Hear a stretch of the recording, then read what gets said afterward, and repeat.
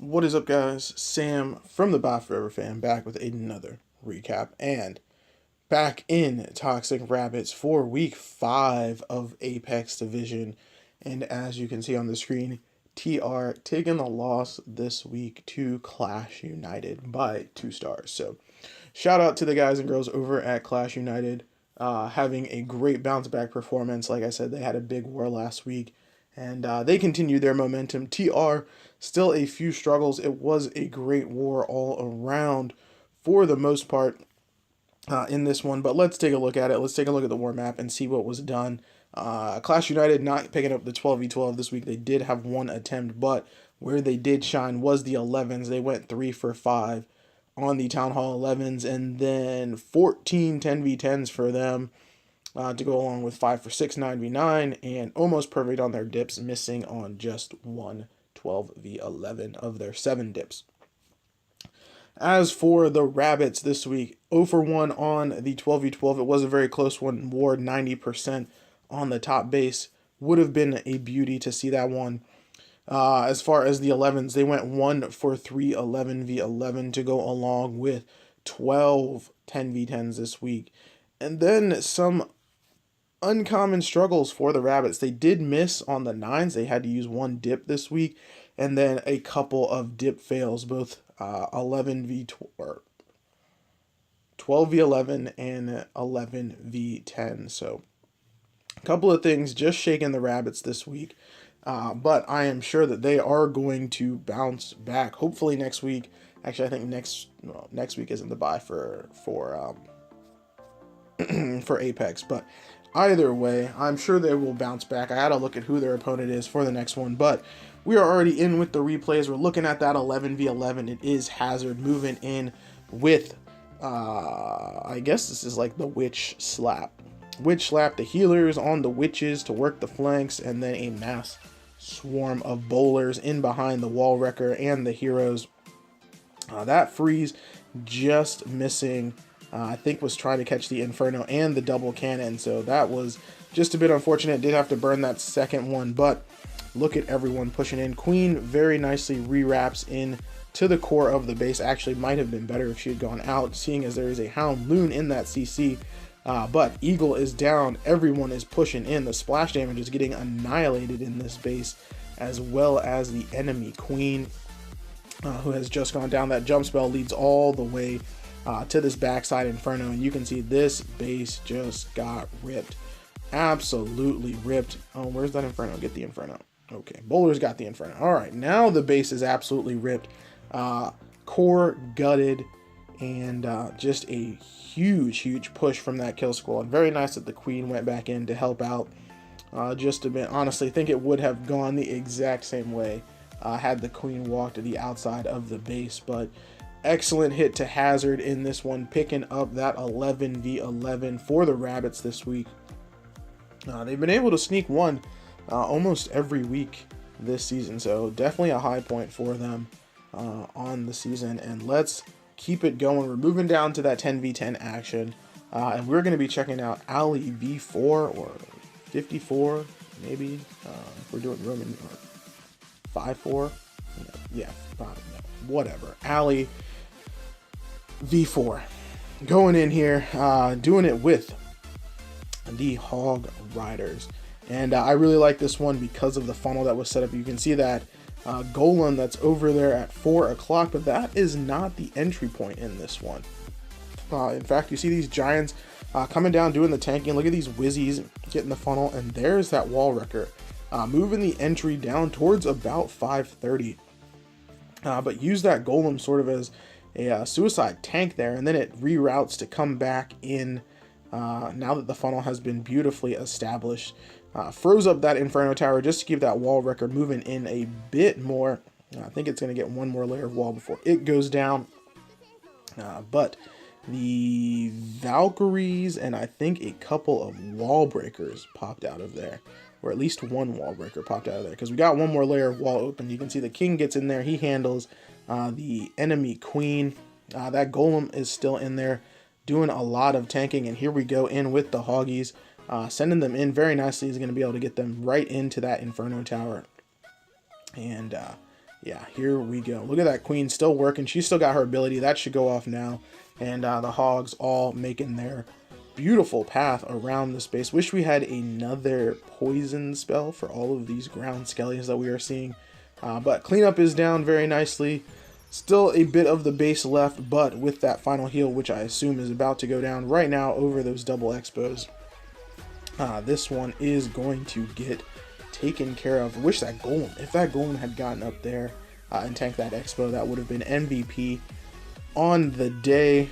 Giant bomb does go off, almost rips the hogs there, but very nicely, smooth, and it is taken care of. Nice split on the hogs here to finish this one up, and a very nice hit to Ali in that one, getting it done with the Hog Riders. So last week I think I went all Bow Witch on the recap, just because that's what it really called for, but trying something out a little bit different this week, seeing what else we got. And we got Yasu Jr. going in with the miners, probably my favorite troop in the game, the miners. I absolutely love them.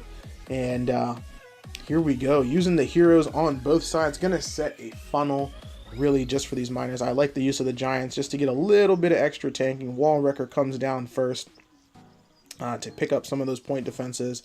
And here we go, King ability goes off, Queen still working her side over there. And yeah, look at these miners, look at them coming straight into the base. I love it, I love it how fast they are. Now this is the big part right here, just needs to get this poison just right to get that max loon taken care of. And yeah, looks like it is going to be just fine. Those heals working very nicely, the rage right there in the core to get through the CC, to get through the enemy queen, to get through these wizard towers that are on the back end. I mean, everything about this one absolutely textbook. Does need to get another heal spell down. There it is. I was gonna say those miners taking a beating from that wizard tower, but gets it done. And obviously that CC lava gonna play no role, no spells left in this one. But with only that wizard tower left over, this is absolutely smashed. So excellent hit to Yasu Jr. in this one, finishing it up for us on that 10v10. And actually that was not the only minor hit of the week. I saw a couple of other minor hits, so very nice to see some diversity this week from the 10 team, getting it done. Like I said, they have had strong performances all season. I do not think that they have ever put up less than I don't want to be quoted as wrong, so here I'm gonna say less than 9 triples throughout the season. So the 10 team is doing a very nice job. Just a couple of other things to finish up, but we are checking out Michael with the little squiggly characters there, moving in here with this Sui Lalo with the blimp. I love it, I love the blimp. It's either the blimp or the miners, or a combination of the blimp and the miners. That's what always gets me. But moving in here, cleared out that compartment with the 2 ADs with the Inferno Tower, and the loon's actually going to get a little bit extra because those max loons are so tanky. If they got that wizard tower, it would be MVP, but not going to happen. Do get that archer tower though with the crash damage. And then we got the Sui on the heroes down here at 6 o'clock. And already starting in with the Lala. Wow, nice and early on this one. The Queen in a great spot, ready with that Skelly spell. When is the Skelly gonna go down? There is the Skelly spell. Are we gonna get that bomb tower quick enough? Get to the bomb tower. Get to the bomb tower. Nope. So Queen obviously gets out of range. She actually chases those hounds all the way down across the base. So this is going to get a little bit scary here, but there are a couple of pups on her. They do finish her up. And Michael smashing this one out because there are no defenses really left in this one except for that Tesla over there and that Troll Tesla. So gets it done. Still a heal, still a haste. Wow, there was a lot more in this base than I really realized. Well, a lot more smash to this base than I really realized initially. So excellent hit to Michael there. Wow, what a beautiful Suilalo on that one. Even missing the Queen kill takes home a lot of swag on that one. So, okay, let's see. I have number 18 written down, and it is Wet Splash. Wet Splash going to be bringing us in with another Lalo. So back-to-back Lalo hits in this one. Looks like we're bringing in the kill squad for this one, or at least the kill squad behind the wrecker. Let's see. Okay, so we're getting on here. We got the king, we got the queen, and we got some funneling being done. I don't think we're going to finish that funnel. There we go. Okay, a couple more whizzies go down. King, that is a multi, so he's going to be just fine unless he misses the ability. Okay, perfect. Wow, this entry is beautiful. Very nicely placed entry here. Going to get the queen in just a second. The heal spell there is an interesting choice on the entry, but that wall wrecker continues to push forward. Those bowlers pop out. The bowlers actually under rage look like they're going to get the enemy queen just about taken care of. His queen with her ability should be able to step over and handle her. It's going to take one shot. There it is. One shot's the queen. And here we come in with that Lalo. Beautiful, beautiful pathing set up in this one. Look at that L shape. It does not get much better than that. The hounds do have a long way to travel in this one, but not having to fight a sweeper. And yeah, wow, a lot of incoming damage there. Inferno Tower, double exposed, but look at that rage.